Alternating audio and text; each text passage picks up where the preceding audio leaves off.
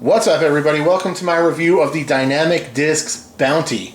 This is a new understable mid-range on the market from DD.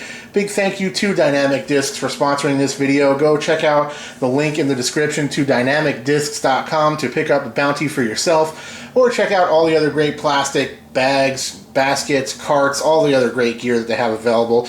Tell them I sent you. Also, a huge shout out to everybody for stopping by to check out the video. If you like what I do, please consider subscribing to the channel if you've not done so already. And a big shout out once again to my Patreon supporters as well. Let's get into the review of the Bounty. Here is the stamp, understable mid-range. I dig the lettering, Dynamic Discs, Lucid plastic, and here are your flight numbers, which are 5 glide, 4 speed, 1.5, negative 1.5 for turn, and 0.5 for fade. Since I can't read, I'll let you look at those again. 4, 5, negative 1.5, and then 0.5. I'd say those are pretty spot on. Definitely a little bit slower disc. I wouldn't be too upset if the turn was just a negative 1 and then give the fade a 1. I think that would be pretty accurate as well. But they like to do the 0.5s and try to dial it in a little bit, and that's no real big detriment to my mind. But I do think the numbers are pretty accurate overall. So this is an old school beaded type mid-range. As you can see here, it's got that old school vibe. It's got the bead, the way that the shoulder kind of rounds up and over is definitely old school as well. It kind of reminds me of like a Comet rock type shape to this disc, which is interesting. And I don't think I knew that about it before I actually got it in my hands. I'm not sure I realized it was a beaded mid until I actually received this thing a couple weeks ago. But there is a look at the profile of this thing. It's pretty flat across the top, although it does kind of almost feel like it has some dome, just based on how rounded that shoulder is. So once you get it in your hand, you can kind of feel that that round shoulder, and it does almost feel like a domier disc, but it's really not. If you look at this one, it's pretty flat across the top. There's not a lot going on there. But again, due to the fact that this has that long, sweeping, rounded edge there, it almost feels like it might have a little dome. I hear that some of these are domier than others, but there's the look at the one that I have here for testing.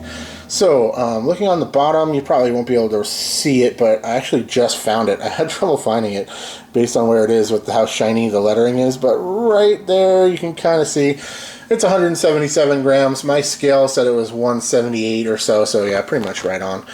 All in all, I think the flight numbers are accurate. It feels good in the hand. I like the Lucid plastic. Lucid Opto plastic, you guys know, is essentially my favorite plastic on the market, and I throw it for most of my mid-ranges and drivers at this point. Let's put it up next to a couple other options. I'll give you one more quick look at it by itself. There you go. So first of all, we have the Discmania Evolution Origin, also a Latitude manufactured disc for Discmania. And this one, thrown alongside the Bounty, relatively similar in the way they end up flying. I think the Origin is definitely a little bit lower profile. It's got a different shape to it, and actually ends up being kind of a great replacement for my beloved Gobi. Not that I'm going to get rid of the Gobi, but if you wanted to try a Gobi, you can't get one because they're out of production. I think the Origin might be a good option for that. These ended up flying pretty similar, I would say, overall. The Origin a little bit faster, probably a little more flippy. Kind of will flip more and come back a little bit more than the Bounty, which kind of holds the line a little bit stronger. And we have, courtesy of my buddy Anthony, a KC Pro Rock that I'm going to be reviewing as well. Disc that I wanted to add to the playlist, and when I realized I had it in stock, I figured it would make good sense to put it up next to the Bounty so you could see kind of that old school beaded rock type vibe straight ahead next to the Bounty for comparison. So there it is next to a classic KC Pro Rock. This rock is pretty fresh. Flight numbers there. It's definitely less glide, more fade. No real natural turn to it just yet. You got to break in a rock to see that. But the Bounty does kind of have that kind of Comet, broken in rock type vibe to it in terms of the way it feels and the way it flies. Let's take a look at the flight of this thing. So I found it to be really straight, pretty neutral overall. I could kind of just put it on hyzer. It would flip up just a tick, fly real straight, and I saw a little bit more fade than you might expect based on the numbers from my arm, but I'm kind of not throwing very strong right now. My throw is a little wacky, so don't take my throwing too seriously. You'll see James is probably getting more of a true flight out of this thing when you get to see his throws. But it's very point and shoot overall. It's kind of neutral in a way. It doesn't really flip very much, but it does have some flip up to flat if you throw it on slight hyzer. For James, you would start it on hyzer, it would kind of roll up to flat, maybe roll over a little bit, and settle back in, finishing out pretty flat without too much hookup at the end of the flight. So it's kind of a nice, smooth, straight, neutral flying disc that you can release on a lot of different angles and get a lot of different shot shapes out of it. So I think this would be a really excellent disc for just about anybody. More advanced players can work this thing on understable lines, flip ups, straight, laser straight shots, easy, smooth turnover shots. It's very easy to throw this thing left to right.